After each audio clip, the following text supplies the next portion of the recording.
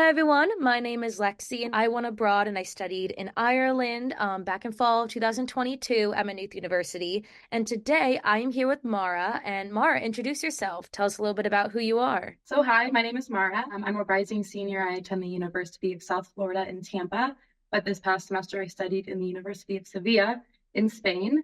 I'm studying psychology and business and communications, a little bit of everything, but I didn't study any of that when I was in Spain. So just kind of a mixed bag. That's awesome. A lot of people, when they think about studying abroad, there's a lot that goes into like the planning beforehand. Do you really remember the moment when you were like, I'm definitely going to study abroad? And like, how did that feel to you? There were actually two moments. The first one happened, I think, midway through the summer before I decided I was going to go study abroad. I had been abroad like recently and knew just from that experience that I needed to go back and realize that there was a lot more growing for me to do outside of America. So it was already kind of in the back of my mind that I wasn't ready to be done with traveling. But like something like it just kind of sticks with you. I think travel is addictive and personal growth is addictive. So there was one day, I think in August of last year, where I just started researching like where can I go? I knew that I wanted to learn a new language just to, grow in that way. And I was recommended to look at AIFS's website through my college because there's a lot of options. And that itself was kind of stressful for me because I didn't know how to even choose a program. I spent probably like 5+ hours on the floor of my bedroom scrolling through AIFS's page, looking at all of the options. But I knew that day, like that was the day I made a decision because I had already like felt it in my bones. But when I think I decided I was going to study abroad for the bit, a little bit. It's like, oh, I'll just study abroad because Yeah. actually committing to that idea is a little bit scary. So it wasn't until I paid my deposit, which must have been in like November of last year, that I was like, oh, like I am. I'm Yeah, deciding right now it's I'm real. actually going. When I saw this question, it brought back the memory that I actually recorded a video. For some reason, I felt like it was important and I thought I was gonna chicken out. And so I wanted like, I don't know, some kind of memory. And I remember like it was like a 5-second video. I was like, Mhm. I just paid my deposit. I'm studying abroad. And I Yeah. started crying. And obviously that like it was just a weird emotional moment and I was Yeah. alone in my dorm and like no one else in my life really knew what was going on at that point. And it felt big because this was like the biggest endeavor of my academic career thus far. It felt so exciting and like to be frank terrifying because that was just like something I had never like I hadn't done an academic semester. I had just kind of like had fun abroad.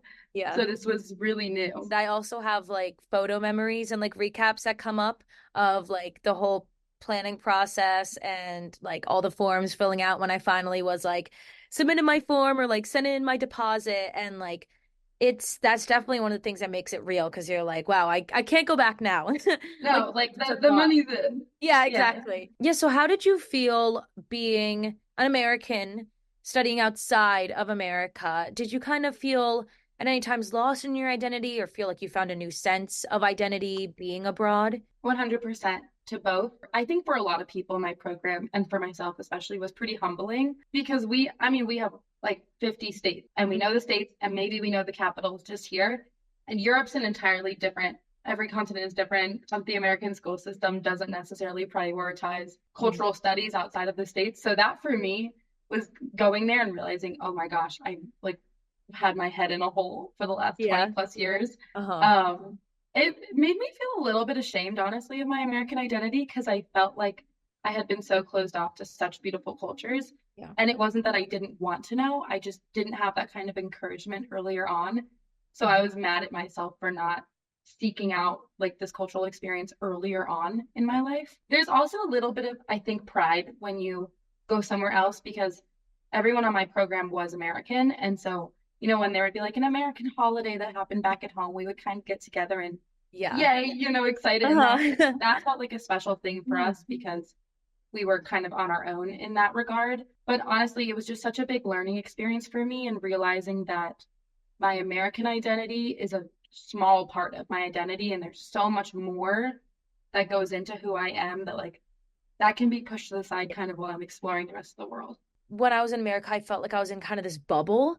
And then going out of America and studying abroad at other places and like just traveling really puts things into perspective. And you're like, wow, the world is huge. Like Yeah. there's so much more out there that like I never really left the country really until I studied abroad. So like really going away and like learning everything else about the world, really I was like, wow, there's so much more out there, so much more to offer. I totally agree with what you say that other people in my program were American too. Still did have that connection to home, but while also being in a totally new place, like learning a new culture. It really is an experience like no other. Yeah, and I think there's also a sense of urgency to like to figure out what like the Spanish identity is or the Irish Hmm. identity or wherever you're Yeah. studying because that's part of it. Like you shouldn't just stay Yeah. in your who like your national. You should seek out the rest of it because that's who you're living with. And I think it's important to do what you can to learn about the culture you're existing within. Like especially as Americans, we Yeah. kind of get a bad rap for Mhm. not being considerate of other cultures. So like when you choose to go elsewhere, you really have to do the work. Definitely. I 100% agree. And every country has such a rich culture and history that why wouldn't you want to learn about it while you're there? Right. It just feels so natural. And then you can really appreciate where you are more. Speaking of going to other countries, even though I did go to Ireland, which is mainly English speaking, how did you feel being in Spain? Was there any language barriers? I know you said you wanted to learn another language. How did you adapt and like learn in these environments with a new language? So I came into Spain with like a 4 week Duolingo streak. Oh my gosh. Like that's about it. Wow.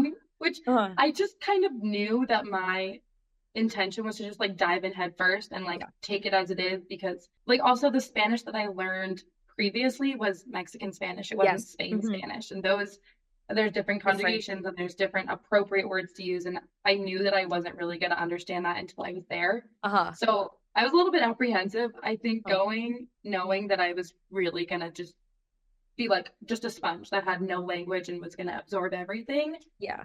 My host mom liked to tease me on occasion about when I would first come in. I Hmm. also had a roommate who was like next to fluent. So I relied a lot on her in the beginning, just like Hmm. to help me understand what was going on. But Yeah. my host mom used to joke that like for the first 3 weeks, my eyes would just be like so wide, just trying to absorb Uh-huh. all of the information because I was having to go word by word and then like parse it all Yeah. together. So it was, I mean, it was challenging and I wasn't naive to think it wasn't going to be challenging. Like I knew that I Yes. was putting myself in the deep end. Uh, The way that I adapted to that challenge was just like letting it happen. And Yeah. there were points at which I was a little bit frustrated that I wasn't like taking in more Spanish and I wasn't able to express myself. Hmm. But even like our program director, my host mom would tell me, just slow down. Like Yeah. it will happen. And it did happen. But Mhm. you just have to slow down and like, I think just like stop talking and Yeah. listen. That's Uh-huh. really helpful. But then there's also the opposite part where if you want to learn, you have to try and you have to apply. And whether that's going to the store and like talking to the cash register Mm. in Spanish or ordering your dinner in Spanish or talking to your host mom or your friends in Spanish, like Yeah. the more you can do to expose yourself to your own tendencies and language and other people's is how you learn.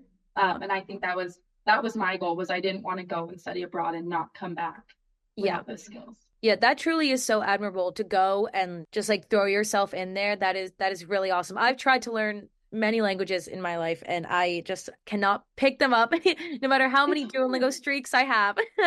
It You is know so what? It hard. really didn't start clicking until maybe the last 3 weeks of my Yeah. 4 month program, Uh-huh. which sounds sad, but for me is like a big deal. Yeah. Uh, No, that's awesome still though. it takes time. And Yeah. there's not a proper timeline, which was hard for me to understand because I just wanted to be able to jump right in, Yeah. but I didn't have the background to do Uh-huh. so. So just like having patience with yourself Oh and yeah. like soaking it all in, I think helped me a lot. Definitely. There's a lot that goes into preparing to go abroad. What did you do to prepare? And also, what did you pack for your trip? And is there anything that you remember that, like, you were like, oh, I wish I brought this, or like, wow, I really did not need to bring this at all? So I feel like I'm not a great example because I packed the day before.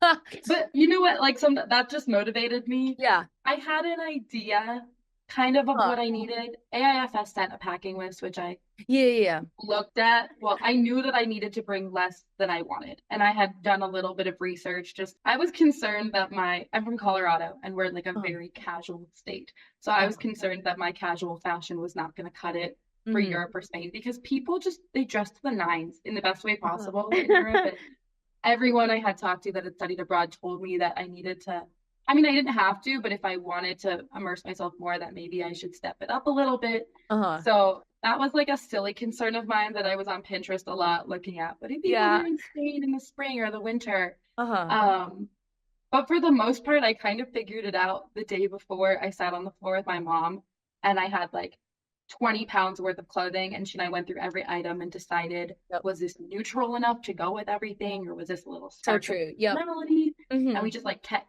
cutting it down. I still think I brought too much clothing.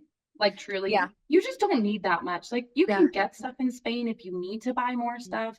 Wherever you're going, likely there's a place that Yeah. has what you need.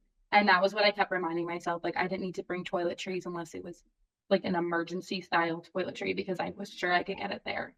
Yeah. Um, in terms of what I wish I had brought, I really missed Kraft mac and cheese. Like, Oh my God. Yes. there's Yes. just, I yeah, agree. mac and cheese is not really a thing in Spain, which is Uh, not like that's not a problem, but it kind of became a problem for me because that's a yeah. comfort food. So Hmm. I really, my parents came to visit and I like really had to hold back the urge to ask them to bring mac and cheese, Uh-huh. specifically Kraft, or Yes. like Girl Scout cookies, like something that was Oh my very, God. What I would have given for like Thin Mints on my trip. yeah. Yeah, we actually, kids on my program and I talked about that pretty frequently, like Uh-huh. what we would get if we could bring stuff back. Yeah, yeah. But honestly, like I feel like I tried to pack as minimal as I could, and that served me just fine. Yeah. And it really, I think it's worth cutting down as much space in your luggage as you can because likely you're gonna acquire things Yep. over your semester. And I think you should like Yeah. grab something to remember the memory, but also remember that you have a weight limit in Yes. your luggage. So I was Yeah. preemptive with just bringing nothing so that I could bring as much as I needed back. Yeah. Life hack, which I didn't know until the end of my trip, but bringing Tupperware with you when you're traveling outside of your like host area Uh-huh. and you're like living in a hostel, maybe you want to cut back on costs, so you're making your own food. Yeah. You'll make too much, most likely. And Yep. then it's wasteful not to have Tupperware. So that was something I struggled Yeah. with was I didn't come prepared with Yeah. like something to hold the food. And so I had to, Uh-huh. like eat all of it or find someone to Uh-huh. share it with, which Yeah. ended up being like a beautiful thing in Yeah. general because that was how Uh-huh. I made connections. Yeah. But that would have been nice to have like a little inventory, Mhm. grab and go Tupperware station. Yeah. No, definitely. And also I feel like it is different for every person who goes. You never really know what you're going to need, but you also will not know what you need until you've left. Like Right. you won't be able to tell until you're gone and look back on it and be like, "Oh yeah, maybe I did need that," or I definitely like did not need as many shoes as I brought. Like, Oh, I yeah. did bring too many shoes. Yeah, That I does mean, hurt. I brought a shoe for every occasion. mhm. And the only occasion I needed shoes for was walking around cities. Like Yep. Hmm. it's, and I think the average person in a walkable city prioritizes walkable shoes rather Yeah. than, like Look, the new yeah. trendy whatever. Yeah, definitely. No, I 100% agree. Yeah, so now talking a bit more about when you were there, did you notice that there was any kind of initiative about like fighting climate change or like being more green, like recycling and stuff like that? Compared to other European countries, I would say that Spain is still working on that. Mhm. At least where I was, I lived in southern Spain, and I also lived in a city in Spain that's considerably less affluent than like Madrid or Barcelona. And with that also comes like accessibility to sustainability. Yeah. That's a whole different thing. Like if you go to Germany, there's like six different trash cans, and it's really confusing. Like I Yeah. don't know what goes where, and you just stare at it and you're confused. Yeah. And in Spain, there was maybe one or two like just recycling or normal trash. Personally, have like an eye towards sustainability, so I was looking to see if there would be some kind of composting program Mhm. and I lived in a homestay, so we didn't do that. But when I did arrive in Seville, I was told like almost immediately that we were in a drought.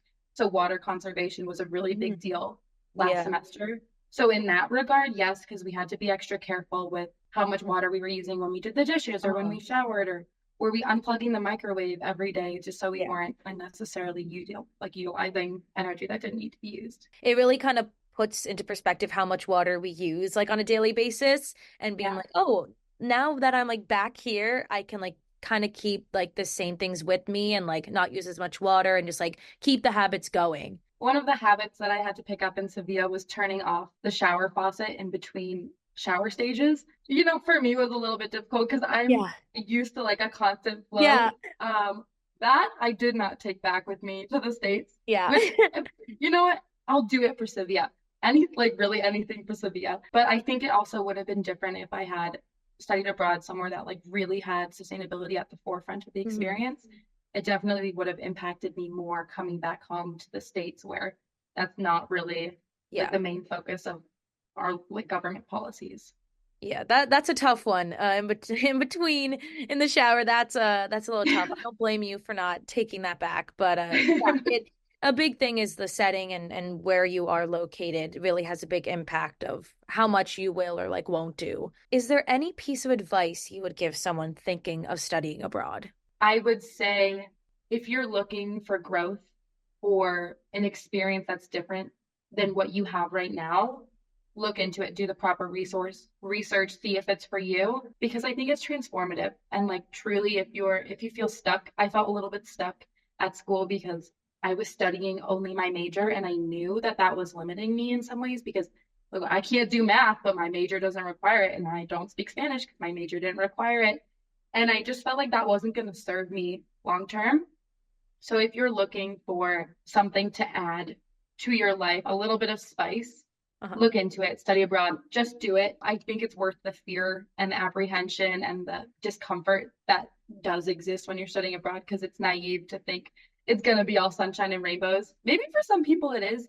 That wasn't for me. I mean, it was just like living in the States, like there's ups and downs every day. Yeah. But that's kind of what makes it beautiful because you're having those ups and downs in a totally new environment. So you're reacting to those in a totally different manner. Mhm. And that's, I think you're just learning more about yourself. So to summarize, just do it. Yeah. Yeah, I think it's a great opportunity for growth if that's what someone's looking for.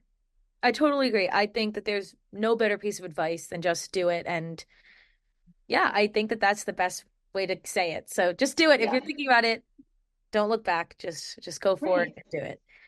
I Yeah. would rather regret spending too much money in Europe, or Yeah. I would rather regret anything in Europe than regret it in the States, So was how true. I Yes. kind of went about it. Yeah, Very true, very real. I agree also. yeah. Well, thank you so much, Mara. This is an amazing interview. Thank you for all your insight. Thank you, everybody watching, and tune in next time. Thank you.